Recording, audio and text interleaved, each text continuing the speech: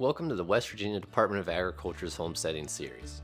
In this series, WVDA planning coordinators collaborate with producers around the state to share the most up-to-date information on food prep, raising livestock, self-sufficient living skills, and much more for homesteading in the Mountain State. Their goal is to help people of all skill levels increase their knowledge for sustainable living or expand their farm business. The business development staff work to grow West Virginia agribusinesses and economy.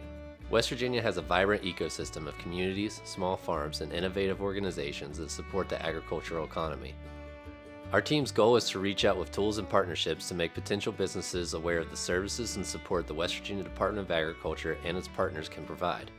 Additionally, the business development team oversees our West Virginia Grown and Veterans and Heroes to Agriculture programs.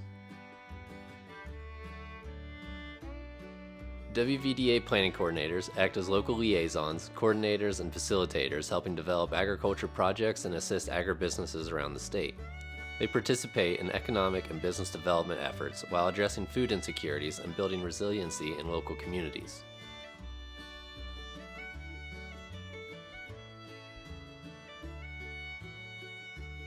West Virginia Grown is the state's premier branding program for agriculture products. The West Virginia Grown logo indicates to buyers the product was grown and/or processed with quality ingredients in the Mountain State and that their dollars are going right back into their communities. We also offer marketing opportunities for West Virginia producers through our West Virginia Grown program. This program is free, and members gain access to the West Virginia Grown brand logo for labeling use on any eligible products. If you become a member, you'll be included in our producer database, our West Virginia Grown directory, market bulletin, and social media platforms.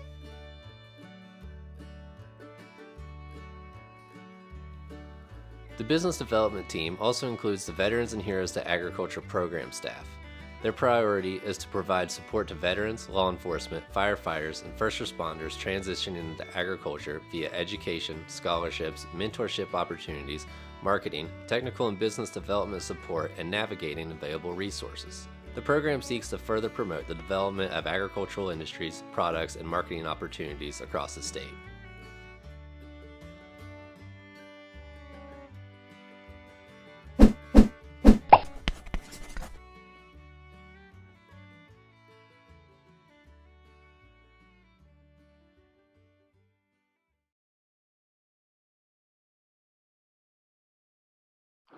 Hey guys, this is Lacy. We're going to jump right into this series or this topic on the homesteading series called Boost Your Homestead Business by Expanding Your Online Presence. And we're going to start right here on our YouTube channel at the West Virginia Department of Ag. Hopefully you've seen some of our other homesteading series videos. If not, definitely go to our channel, like and subscribe, and check out some of the past homesteading series videos. So with the top tips I'm going to share with you today, I've got 4 big tips that I want to share, and I'll go through those and break them down using examples from some existing West Virginia farms and homesteads. So the very first tip is to simply establish an online presence. And you can do that pretty simply. I'm going to navigate over to Facebook, and this is the farm that I'm co-owner of along with my husband, Park Elmcrest Farm. And you can establish an online presence simply by having a social media page. So Facebook is one option. Also, Instagram is another option. What I like about both of these is that they're free. Most of us already have these accounts for personal reasons and sharing with family and friends. So setting up one of these pages for your homestead or farm business should be pretty straightforward and simple. There's other social media platforms that a lot of folks are using today, like TikTok, also Twitter, that's been around for a long time. These are the 2 that I'm most familiar with: Facebook and Instagram. Both of these, of course, have mobile versions. We're looking at the desktop version where you can access them and update them using your smartphone.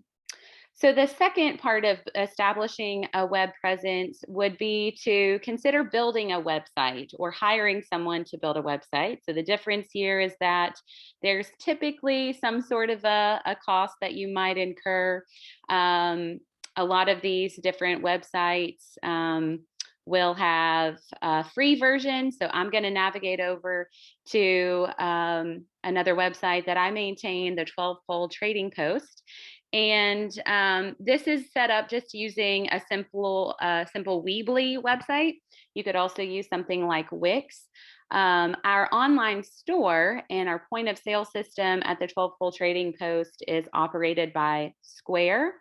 And Square, like some of the other point of sale systems where you can collect payment for products that you sell on your farm or homestead, often have or partner with web building platforms like Weebly in this case, that allow you to build and customize a website for either pretty low cost or free, depending on what you want the website to look like. These web building platforms even have professionals that you can hire to build and customize your website if you want to spend a little bit more money. Then, of course, there's local marketing firms all across West Virginia that could help you build and customize your own website as well. Okay, so the second big tip that I want to share with you today is boosting your search engine optimization. SEO. And this might sound overly complicated. It doesn't have to be. Basically, this is how likely someone is to find you with a simple online or Google search. So one way that you can do this is if you have a website, again, whether that's just social media or one that you've built or had built, you want to make sure that if you sell products at any other location, or in person or online, maybe a farmer's market. In this case, we're going to look at Turnrow Appalachian Farm Collective. They're an online farmer's market that anybody in West Virginia that has a farm product to sell can list products here. You want to make sure that your page is cross-linked or visible on the other website. So we're going to scroll down here, this page on Turnrow, and you can see all the other farms that participate in the online farmers market with Turnrow. And if we click on one of these, say, let's see, I know I saw Hernshaw Farms here. So they're a farm located in Boone County. We can read a little bit more about their page. And then if we click out on their website, it'll take us directly to their page. So by having your page cross-linked on someone else's page that also has a really robust online presence, it will allow for your page to be more searchable to customers in your area or in general. Okay, the second one, and this is one that as I logged on to record this webinar, I realized that I needed to pay more attention to, and that's to keep up with maintenance on your website. So you want to make sure that anytime there's updates that need to be done, you simply log into the back end of your website or check in with your website builder and make sure that those are maintained. Certainly, if you have any contact information that changes, or your location or where you're selling or what you're selling changes, make sure you're staying up to date on that stuff. Another point here is when you're uploading photos onto your website, you want to make sure that you use descriptions and captions that are related to keywords that people might search for on your website. So in the case of Hernshaw Farms here, they might want to make sure that if you click on one of their photos, that the photo as they upload it and have captions, say mushrooms or the specific variety of mushrooms, mushrooms West Virginia, so that people can search for those and find their website as they're doing those Google searches. Okay, my third big tip here is to claim your business listing on Google. And this is something that, again, anytime people are searching for food or activities, often they'll default to Google for their search. So you want to make sure that you are also available and searchable on Google. So this just starts with going to Google and navigating to business profile, or just search Google business profile. And as you do that, you'll see this page defaulted here. And you can click Manage Now, which allows you to create a listing that's going to look something like this. So I'll give you an example over here. If I click on, or I type in, rather, I'm going to just go to the search bar on my computer and type in my farm, Elmcrest Farm, Wayne, West Virginia. And the second part of this is you want to make sure that your Google Maps tag is correct. So if I search Elmcrest Farm, Wayne, West Virginia, I can see over here, these are the unique pages that I can navigate to. But what I'm considering and looking at right now, what I want to make sure is available to my potential customers is the maps tag. So I'm going to make this bigger so we can see it. And just double checking that the address, if we were to host an event or someone wanted to come and pick up an on-farm product, they would be directed exactly to where we're located along Route 152 here, right off the side of the road, that our contact information is updated and accurate, and that people can find us here. So making sure that your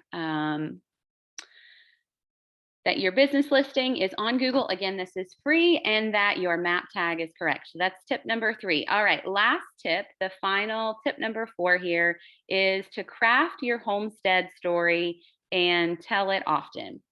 So the first thing that you're going to want to do here, first and foremost, is establish an email list. And this can be really simple. You can be set up at your local farmer's market, have a piece of paper and a pen laying there on the table, right where your customers are shopping for product.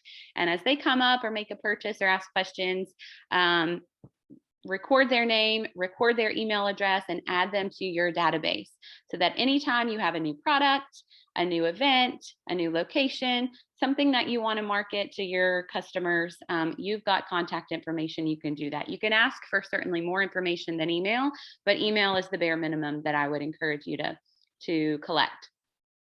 So when you're going to do an email marketing campaign, there's a lot of different resources you can use. Popular email marketing platform is called MailChimp. This one has, I think, some free components. As you get more robust and complex in your marketing, you may find that a paid version might make more sense for you. Another really great feature to some of the for example, Square platforms is that they have built-in email marketing resources for you on the back end of the website. So we aren't seeing it here, but if you are logged into your website and to your point of sale system, you can run an email marketing campaign from right from there. So I want to show you. Let me see. Oh, well, I can't show you because I'm sharing my desktop, I just realized. But I received a really great email marketing campaign email from Grit's Farm this morning. It was really beautiful. It was very simple. It had a call to action right at the top, which was actually like this page, Shop Now, where you could navigate out to their website. Let me see if I can find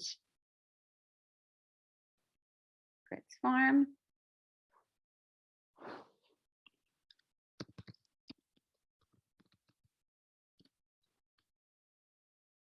Yeah, and here's their new online store that they told me about in their email. And then they had some really great product photos that they're showing you can purchase from their online store. So it's a great way to reach customers. You don't have to, blast their inbox with a bunch of emails. Even just sending something once a month or once a quarter can be really beneficial to your farm business. Okay, so the next part of this is linking your social media platforms to save time. So there again are a lot of resources out there that will allow you to do this. One that I use most frequently is called Meta Business Suite. You guys might be familiar with this. I don't use the desktop version very often, but there's a mobile app version that you can use for your smartphone that allows you to sync your multiple social media platforms together and then create a post or create a story that is automatically shared to both accounts or multiple accounts, social media accounts, that is. So definitely you want to do something to streamline and make your time spent on doing digital marketing more efficient. And from there, the next part of this tip would be to establish a blog perhaps on your website. And this will allow you to have more in-depth stories and updates, maybe even recipes or how-to tips and pro tips that you share with your customers.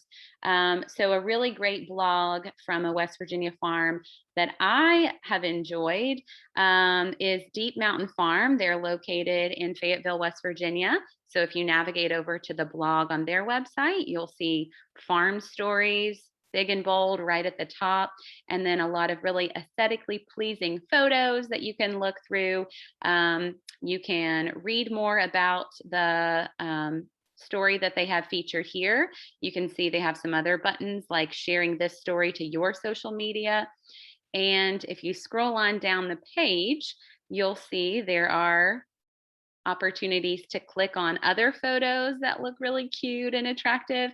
And as you click on those, it takes you right over to their social media platforms where you can subscribe to their page, look at other posts, and if you're a customer, be drawn in to some of the products that they offer to sell and potentially even purchase. So the last part of this fourth tip is to use your social media presence to build your story and give insight into life on the homestead or life on the farm. And again, Deep Mountain Farm has done a really beautiful job of this. If you scroll through their Instagram feed, you can see what life is truly like on their farm with their cute puppies and the sheep as they go through their day to day. So again, you can use Facebook story and post for this. We're on Instagram looking at the post, and there are also reels you could use, and then the other social media platforms that we mentioned but didn't go into depth, like TikTok, Twitter, etc.